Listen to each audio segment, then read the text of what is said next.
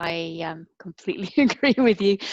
So usability is something that, you know, really matters to me. So it's a case of actually understanding how this should work for somebody. And I think a lot of the underlying notions are a little bit flawed. You know, it's more difficult sometimes. Like your example that you gave, you're told to go and register on the portal, but what does that actually mean? What does it do? You go and you find a service and you click because, you know, maybe you're interested, but it kind of goes to nowhere. And that can't happen because you quickly lose credibility with research communities. If they are pointed to something and either they can't log in or it doesn't work or it's, you know, not obvious and not clear and isn't useful, they won't come back. So we have to make sure that it, you know, it's convenient and works in the way that research infrastructures would need. Does anyone else have comments here about the SRIA priorities? Things that maybe, you know, did it seem appropriate overall to you, or?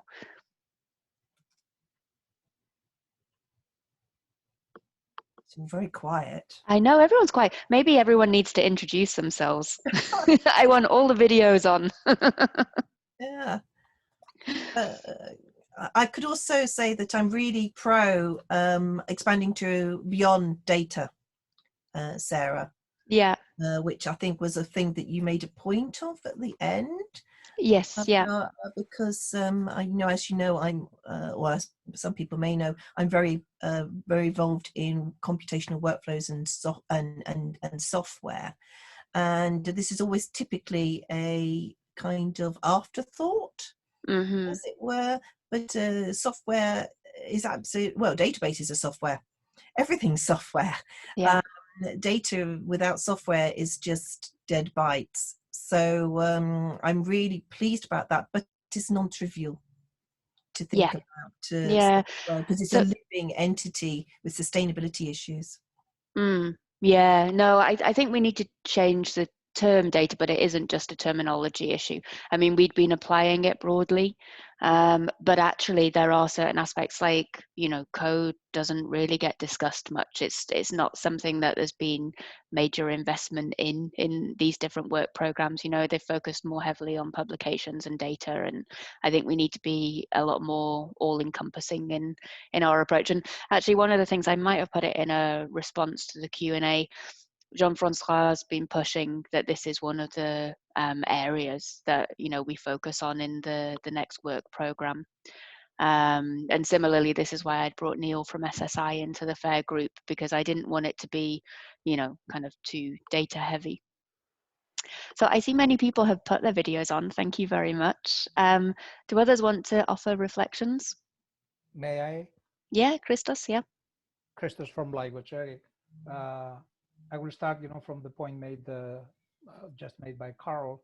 I think that for the research infrastructures, and especially the e-infrastructures, we need, you know, 3 vital components, which are also needed badly and madly for EOSC to survive in time.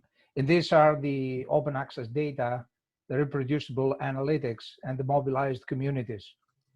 And these should be the targets, at least at the first period of EOSC. And these should be, you know, the elements that EOSC should strive to find in all the research infrastructures participating here. I think that one good experiment will come from, will be implemented, if you like it, in the recently approved project of EOSC Future. So we have plenty of examples in there, and we will try, you know, to make this happen. And the results will be of great use for the EOSC. Excellent. Thank you very much, Christos. So others, I know other people have turned on the videos here. I don't know if anyone wants to unmute and talk about those priorities in the SRIA, whether they felt appropriate. Yeah, and Karina's just made a comment. If you could put your comments also in the chat as Carol did, that helps with note taking. I'm also going, you know, old school with a pen and paper so that I can hopefully remember when it comes to wrap up.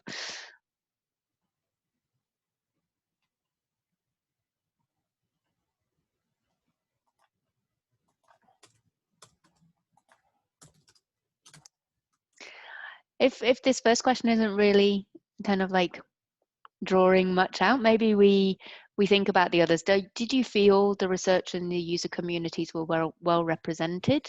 I know there'd been some comments in the Q&A at the start about concerns about it, you know, not seeming like the RIs were fundamental in EOSC. So maybe, I don't know if that's a broader concern, whether people feel represented in the action areas. If I may just, I'm Ari Asmi from ENVRI community, so environmental infrastructures. So I think that in general, of course, the idea is there, but I think that we made even the infrastructures made a separate position document on this, that I think that it's a thing which is maybe not so clearly there. And also what is also a bit, I mean, the research infrastructure, when we are now, this is an ESFRI conference. So of course in ESFRI level, I think that they are involved already quite a lot. Yeah. But what I'm more worried about is the research performing organizations, so smaller infrastructures and things like that, is there any reason for them to participate really? Yeah. And also really the fact that if we don't get the researcher interaction, it doesn't really happen. And I don't really necessarily see these kind of activities towards really getting there. I mean, the infrastructures are supposed to bring the users basically, but I don't think that's the only source for there. And one other thing which I think is a very problematic, but maybe the association will help with this, is that if infrastructures want to build their services, basically using EOSC as a service provider or a tool for this, there is some concern about EOSC sustainability. Yeah. That if you want to build a service which is meant for long term, you want that your own service provider will stay there. And I think that this is a thing which is still a little bit, well, I know you can't solve it, but I think and I think there's a couple of kind of ways of thinking about that sustainability. So having been involved in some of the C discussions and some of the governance board meetings with various member states, and having also looked at other partnership proposals, I actually feel more and more like EOSC is a priority for, you know, investment. So having chatted with people in other sectors where, you know, they're really struggling to get their partnership proposal, you know, really supported by all the countries, I think there is a commitment to EOSC, but then we also need proper funding and sustainability and business models. I think that area of work is very overlooked and underplayed in the current activities that have happened through various projects. And kind of reflecting on what Carol and I were discussing at the start about the whole marketplace notion and, you know, this idea about purchasing services that way, I think we really need to get the kind of like business models of EOSC working well in order for it to function properly and be sustainable. But I sense that there's quite a lot of commitment, so I think it should be a sustainable kind of activity or platform. Just to add on that business or that talk about marketplace, I do see there actually quite a lot of potential, because there's a lot of infrastructure services right now which are basically data providing, and then the marginal costs are not so big, so not a problem. But if we want to build up services which are actually resource dependent, then this kind of marketplace would be very, not only for infrastructures, but for some users which are like not part of the infrastructure, that they could use some other ways of funding their usage. I think this for that kind of way, this kind of marketplace system might be a very useful addition. Yeah, Yeah, no, I think there's quite a lot of scope in it. You know, like I think once we've got a viable kind of platform, it's a good way to raise awareness of services and maybe expand out. So others, I don't know, Joanna, Kay, others on the call if you want to share views. Maybe I can jump in here, a slightly different topic, but something that in our internal discussions at Eurobioimaging on this RIA that we came across was sort of that we feel that a lot of the RIs, but also the different user communities, even within our own infrastructure, the different sub-communities are at very different levels of readiness to go into open science, to go into this cloud structure. And while it's a difficult circle to square, that you have to sort of provide the services for the front runners, but also make sure that we're not losing the communities that are already a little bit less ready, and how we can help them actually catch up with this sort of gold standard.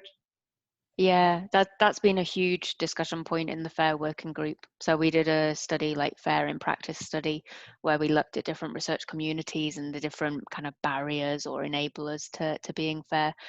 And it's something we're trying to push through. I personally would like to see greater emphasis on that diversity of practice in the Sharia, because I think there is a real risk of us, you know, kind of marginalizing certain communities or just going with the front runners and not enabling everybody to kind of come along. And when we've been setting certain elements in the FAIR group, like the metrics or the work on the interoperability framework, we've been very cautious to try and keep things as minimal as possible so that everybody can engage and, you know, slowly kind of incrementally build that up. So with the metrics, we've kind of done like, you know, 3 stages to that proposal. Franz Klaas will be speaking about this later on in the event. And the same with the things we've kind of put forward to the rules of participation to try and keep the barriers low. But I personally feel like what needs to happen next in terms of, you know, the investment through the EC or through member states is to really try and help enable those communities that don't have their standards to develop those, and also to recognize that kind of work, because, you know, otherwise it makes it very difficult for people to invest time and effort, and it's you know, it's a lot of work to try and build those community practices and standards. So yeah, no, thanks very much. Yeah, that's really good to hear. And I think that was something that in some of the SRIA documents, this real big focus on like having these top level standards, that this could be a little bit of a sort of scaring people away, that like having the perfect be the enemy of the good. Like if every data piece has to be like perfectly fair, that will reduce just the number of available data sets, and this will just make it like less accessible for the diversity of communities. Yeah, no, definitely. And it's good to hear you say that. That's something that, you know, the FAIR working group and myself personally have wanted to try and get pushed in the Sharia a bit more. So we'll definitely use those comments. I noticed Carol's put some more things in the chat here. So research infrastructures are not just bringing the users, they provide much of the infrastructure too. Yeah, absolutely. Sorry, this has just jumped. Let me jump back up to the chat here. And the point about the association, you have to pay to get a voice for something that's supposed to be servicing the researchers. It's like paying to get noticed as a customer. I kind of see the association as a separate thing so there's 2 EOSCs. There's EOSC as the legal entity, the association, and there's EOSC as, you know, the platform, the environment, whatever we want to call it, which is federating data sets and services and providing a space in which people can work. So, I mean, we legally had to have, you know, the association set up, because the way that the partnership agreements go, you need a legal entity to sign the MOU with the EC at the end of this year. So the association is really just a vehicle to enable us to continue the work and to, you know, to have a body that's liaising with the EC and the member states. And it's really more of a governance thing. So in terms of, you know, being a member of the association and paying into that, I personally think that's only really relevant if you want a seat at that table for a particular reason. So either you provide infrastructure, you're concerned about the way that EOSC is developed, you want to steer, the future priorities, because the association will effectively take over everything from the current governance. So the association will be the group that's continuing to develop the SRIA and the implementation of that in the work program with the EC and the member states. So if you're doing a lot of work around open science and have a stake in the way that EOS develops, and I think it's worthwhile being in the association and to be active in the roles in the association. But you absolutely, you don't have to be in the association to use EOSC or to provide services in EOSC or to engage, to be part of the Stakeholder Forum. So the association is really just this kind of vehicle to enable the ongoing investment in EOSC. It's not something that is at one with EOSC as a general initiative.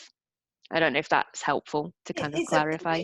It's a bit mixed signals though, Sarah, because it's saying that if you want to influence the direction of EOSC, you have to be a member, which is okay if you say you're Elixir, because Elixir can draw upon its substantial subscription reserves. But if you're a BISPA, which is early on the ESFRI roadmap, we don't have 10k down the back of our pockets spare, or in fact 30k, which is what the reality of it is because of the life, we're in the early stages.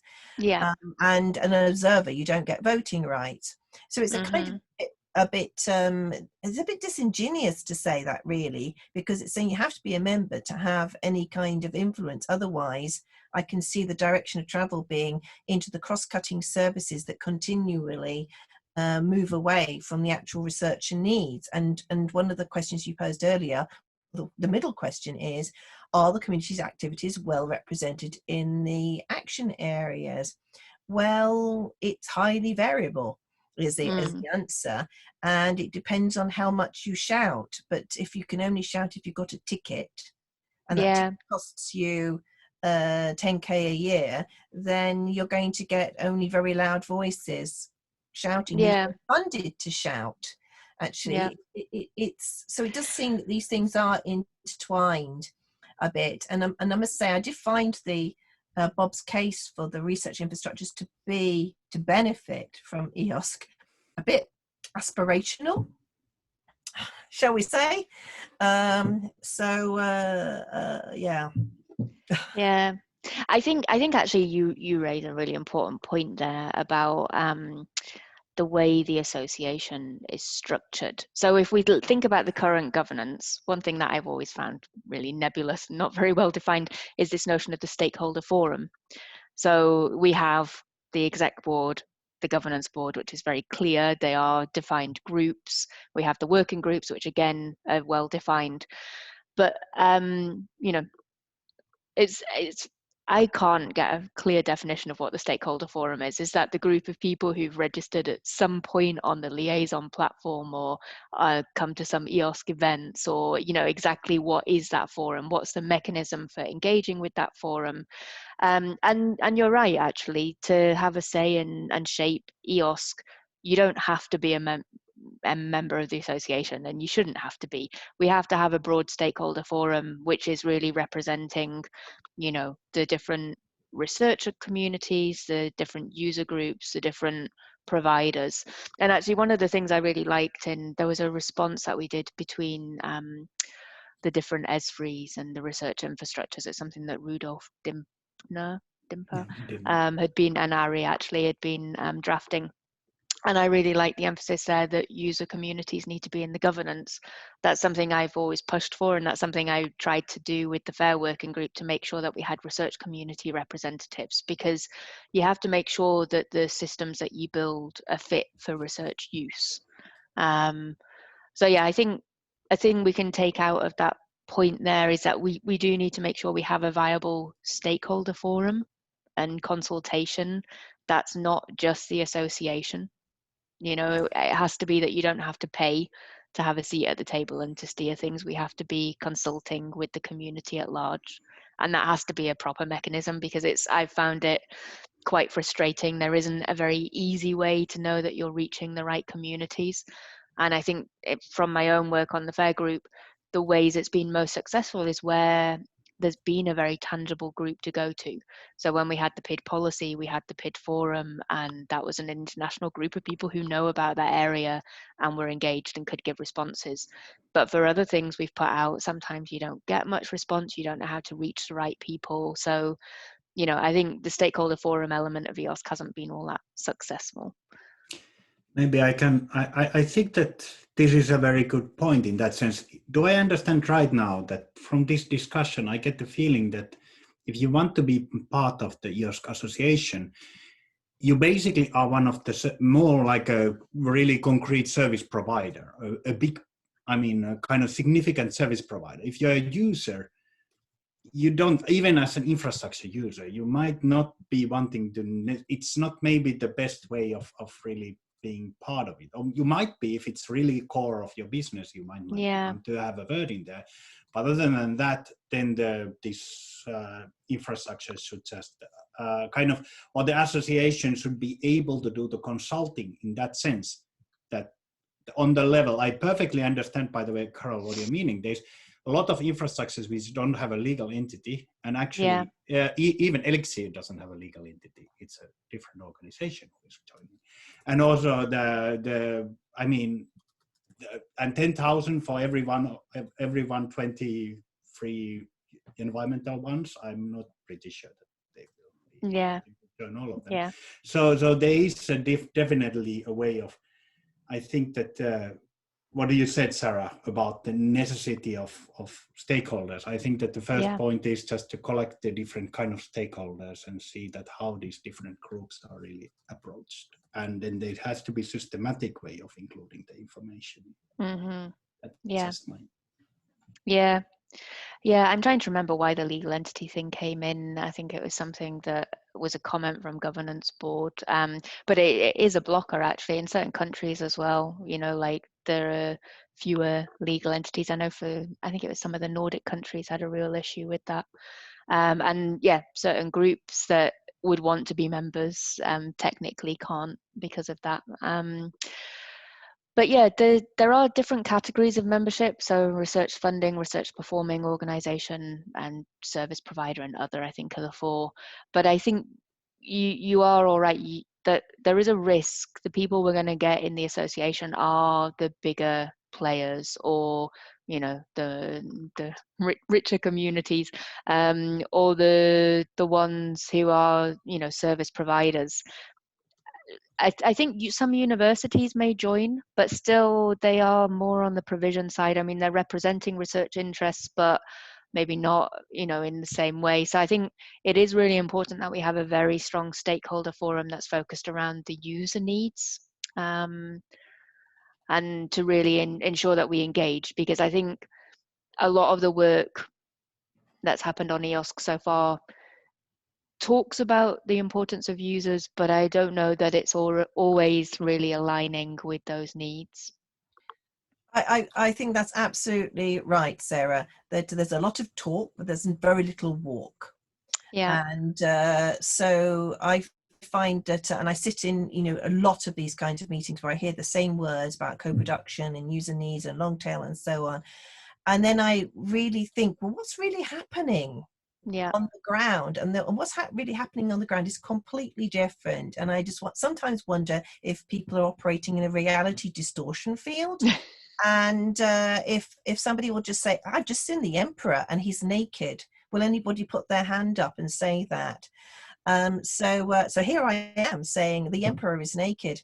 But actually, I think there's a lot of lip service towards user consultation, but then it rapidly dissipates into provider benefit.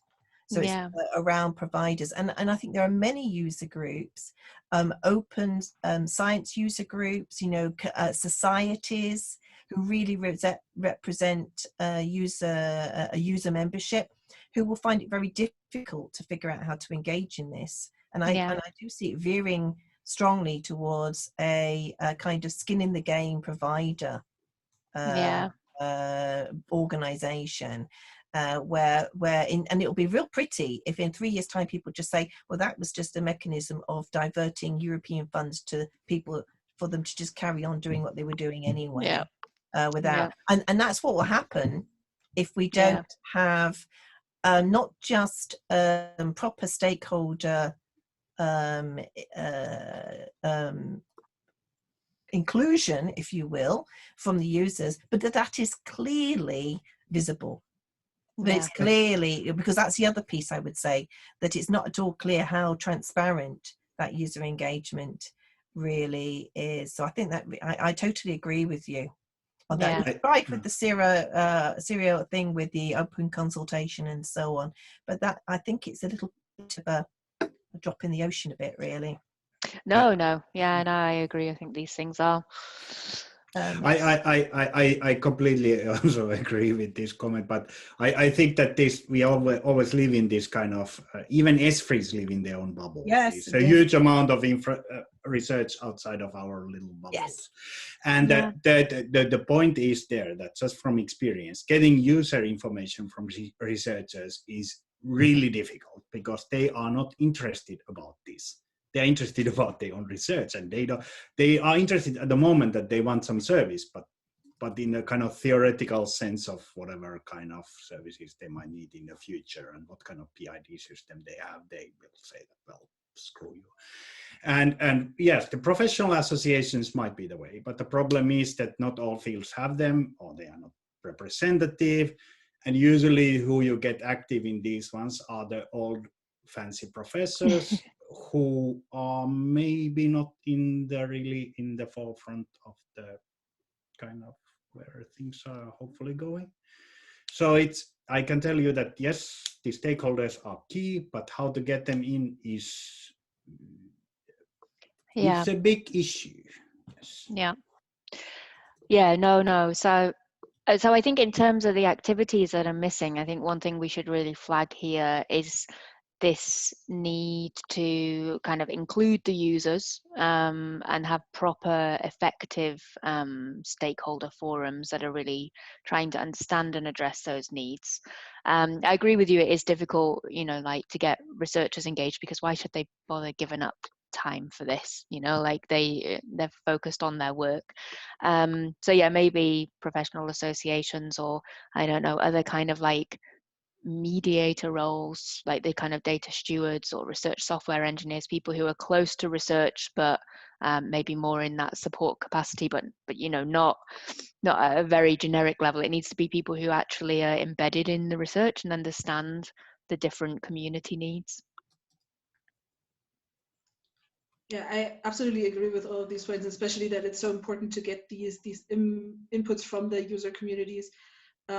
That's why I thought, like in the SRIA, there was some part about teaching and training, but I thought this is one of the ways in which we can build up this connection to the user communities. It's a more long-term approach, but I thought I would have liked to see more focus on outreach and training in this strategy plan, to especially get this sort of more from like bottoms up approach to like getting the users interested in this topic and getting the buy-in into the EOSC. Yeah, I totally agree with that, Joanna. And also, I think there has to be, we can't just hope that we will engage with data stewards, research software engineers, researchers in the field. There has to be an instrument for them to do it, which means that they will get some career credit in doing it, and they will be supported. That at the moment they have to do it off their own bat. So it seems to be very unbalanced. If you are offering a big data service, you get lots, opportunities to get lots of funding through various different EOSC mechanisms. But if you actually are somebody who really does research and who really has to deal with the data, there's absolutely no mechanism other than you pay on your own dime to go to a meeting, maybe, and you sacrifice your own spare time. It does seem a bit weighted. So maybe one of the things we need to push in the SRIA priorities and in the recommendations we make through the multi-annual roadmap is that we have had a big investment in e-infrastructures, and there are maybe some gaps still, but actually a lot of what we need to do is focused much more on the practice at the coalface, and supporting the the research communities to deal with those data issues, and to leverage what we have in the e-infrastructures. Okay. So Carl's asking, can I have an overview of the setup between EOSC and RIs? Shouldn't EOSC provide guidelines and best practice, and RIs are dealing with the users, know their communities and offer services to them? I think this is maybe one of the tension points. I mean, in terms of my view and what the exec board say, EOSC is a federation. So in my perspective, researchers shouldn't really be having to do anything different. They should still access EOSC through their own research infrastructures or services that they're used to using. So I don't think we want to make people learn something new or go to a single portal. I don't think that's viable.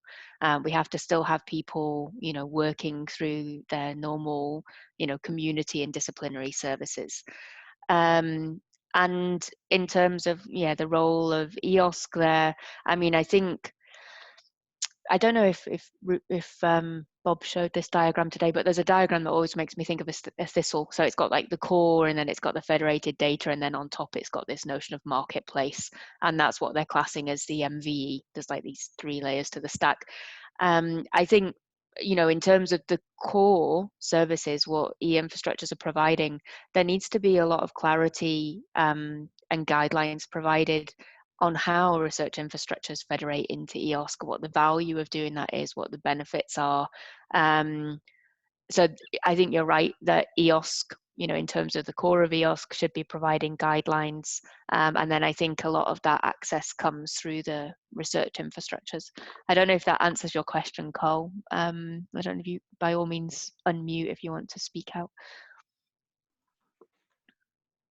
Yeah, Sarah, yeah, thanks a lot. I think this was very good, because I think EOSC is something kind of higher, right? They also business model. So one of the activity areas is business model. I think it's very good, because I'm involved in a research infrastructure at the early stage. So we're on the roadmap, but we're trying to get the ERIC status. And the business model is a big discussion that we have, and something which EOSC can help us is kind of showing us somehow maybe what possible business models are there, and that we can kind of benefit. So all these guidelines, or let's say best practice or possible practices, that would be very helpful, where I see EOSC can have a very strong role with all their experiences, with all their mature research infrastructures, can provide their experience. So I was always kind of checking the levels, because also the marketplace is, for whom is the marketplace? We discussed it already a little bit. And I see also the EOSC is kind of on top, and then the research infrastructure. So we have our food and nutrition community, where I'm coming from.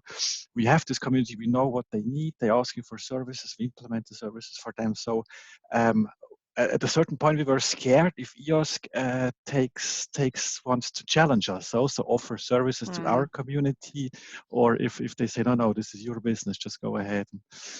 Yeah, no, I mean, I think there is this desire that by putting all services together, you get, more efficiencies, and, the competition brings that into the system. But I don't think personally that it should be a case of taking communities away from the research infrastructures that they use, because you understand the research in that field, you understand the way the community works, you have services that are tailored to, the types of analyses that are done in that area. So, I mean, my personal view is that we should be driving things through the research infrastructures, not, trying to kind of take or compete with those services. But I think this is one of the major challenges we have in EOSC, that there are, lots of different stakeholders, lots of different views. And I think we actually need a lot more openness and discussion of some of these more contentious issues, because I think this is why I actually spoke out in that first session, because I didn't want questions like that just left, because I think it's important that we have open dialogue about that, and actually, properly co-create EOSC, not just have that as a word on a slide. So we have, just like 10 minutes, so maybe we should come to kind of wrap up. So in terms of the current SRIA priorities, I get the sense that overall, it's saying the right kind of things, but maybe we're missing some of the research emphasis here, the fact that it needs to be convenient for research communities, and that the research priorities are really around enabling research, sharing data, doing the analysis. It's not the things like the metrics or the assessment or the evaluating and kind of monitoring people. So those were the main comments I took there. And then there was quite a lot of discussion around different levels of readiness. So research communities, they're not massively well represented in all of the SRIA actions, but one of the things that came out here for me on discussion is just those different levels that we need to make sure that we don't just prioritize the people who are already very advanced in terms of FAIR or open science or their infrastructure development. We need to maybe try and redirect investment so it makes it more viable for research communities to engage in open science, and the kind of discussion around the membership of the EOSC Association there, that there's a risk this could become a very kind of dominant service provider forum, and we need to make sure that we have a strong stakeholder forum of the user communities so that we don't overlook those points and that we're actually addressing research needs. Let's see, so that's probably the major missing thing, the stakeholder engagement and the user engagement and inputs. Is there anything in that very brief summary that I've missed that we should highlight as well? Or Karina, because you've been taking notes, maybe you want to chip in? So, there were many things that were discussed today, and I took note of what you said on the activities missing, on the research emphasis and the different level of readiness. Yeah, and only we should not prioritize only the front runners, so to speak. And this issue of the inclusion of the stakeholder forum in the association, so that the association does not become a merely provider forum. I think these are, and together with what has been discussed before, so if I'm to go from the first question there, understanding the research priorities is very important, like Carol said. The convenience and the respect of legacy, and the, so that meaning the research engagement, research infrastructure engagement with EOSC, expanding beyond data with to other research artifacts. That's an important point, including software code, but also I would add workflows. And these areas are not very much invested in, so this should be some areas of focus for the next work plan. Okay, we access to data and reproducibility. And it was mentioned about the EOSC future as a very good experiment towards building, ensuring that some vital components are brought in research infrastructures. And then the representation of the user communities and of the stakeholders in the SRIA, and the issue of the environmental research infrastructures and smaller infrastructure in particular. So how to bring researchers into the interaction and make sure they're engaged, and we ensure the buy-in of the users, the researchers actually. And the issue of the marketplaces, it's been very much talked about. And yeah, so I'm just picking up some issue from the discussion, investment in standards. The issue to be or not to be in the EOSC Association and for whom, and bring on board also not only the provider community, but also the stakeholder community at large.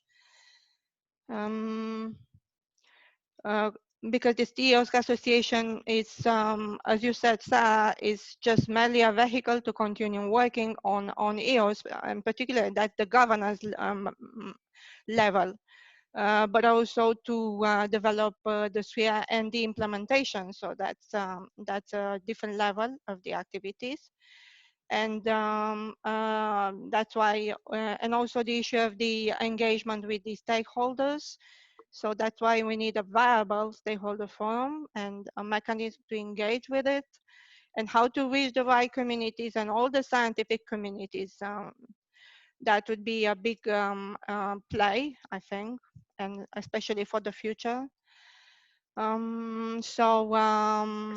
Okay. I was inspired by a couple of things that you said there, yeah. which is the balance of Karina, that the first thing about the workflows, and this is to do with the balance of investments. So actually, most of the work, the vast majority of workflow work, particularly in our BISBA, EOSC Life, and Elixir that I'm familiar with, is almost done as a donation. It's done as donated effort from people working in workflow platforms, as open source workflow platforms, as a kind of community activity. And then I look at big EOSC investments and I'm thinking the money's going here, but actually the value proposition is somewhere else. So how are you going to rebalance the investments? And then the second point is that the role of open source systems and commercial providers. So one of the things we have in EOSC Life, particularly the moment we're struggling with, is that Docker is very important to us. Docker Hub is very important to us, and Docker is about to eliminate images that are 6 months old if they haven't been paid for. And we do not want to build a replacement for Docker Hub. That would be a really stupid thing to do. But it's a commercial enterprise, so we need to create some sort of activity where we can invest in that. We can have a partnership, but they're an American-driven organization, or they're American organization. But saying, oh, we'll just go and build Docker Hub would be really dumb to do. We absolutely shouldn't. So that's another piece that I think we need, if we're going to work into those areas, we also need to talk about, and I haven't really heard very much about that at all. So thanks, Karina, for inspiring me. With a couple much of useful. points. My ears pricked up at that last point as well, Carol, because one of the things I'd like to do through this role at Géant is more around procurement of data services, because I think sometimes there's a very viable service like Docker that you don't want to reinvent the wheel, but you need to make sure that as a sector, as like educational sector, research community, you can get, a viable contract and research and education terms. And I think there's a real role for EOSC or groups like Géant to try and help secure that kind of thing, or the ESFRIs, collectively, when it's something that cross-cuts them. Yeah, exactly. And containerization is actually the key to cloud and to transferability. And containerization is not something that has been specifically done by the EOSC level, to be honest. It's being done at the commercial level, and also within I've seen it in the research infrastructures. There's been a lot of work on containerization because it matters to them. And that's where the rubber hits the road with the workflows. So again, it's to do with the balancing of where are we really putting our investments. Okay. So I was looking at the agenda, and I think we have break at past, but it also looks like there was meant to be some kind of like wrap up. So I propose we all press to leave the room, and I don't know whether that's going to boot us back into the main room and whether we're then going to... May I interrupt you? Just wait, and the host will return us to the main room. Just don't click on the leave room. Oh, okay, excellent. Okay, in which case, Karina, I don't know if you want to use the slide that they shared to kind of just make a couple of bullets in case. Do we have to give a wrap up? I think you yeah, I think you have to give. I'm going to send you this, the notes that I took. Shall I circulate to everyone or just to you? Oh, I don't mind. Can do it as you well. can put it in like a file in the chat. I'm happy for everyone to have access this is to what it if they want. I'm saying, so that everybody has. They're very rough notes, so that well, that's fine. I hope, and Panagiotta, are we going to be asked to present a slide? There was a slide that was shared with like 3 bullet points or something. I'm not sure about this. Just wait, so all rooms will be back to the main room. I'll try and mock one up quickly just in case. Yeah. Just don't get out from this. I don't know. Well, everyone can, I don't know. Thank you very much for all your contributions. Switch off video if you want and get a cup of tea. Did you get anything? Because I was trying to send it I to didn't you, get anything in the chat, no. I think there's a button you can do to share a file, or you can email it to me if you like. Okay, I'll do it right away. I'm just going to flick the kettle on. See you all shortly. I think it's as easy to cut and paste out, Karina, and dump it in a doc than anything else. Okay, I can do that. So I'm copy and pasting into the chat the whole document. So bear with me.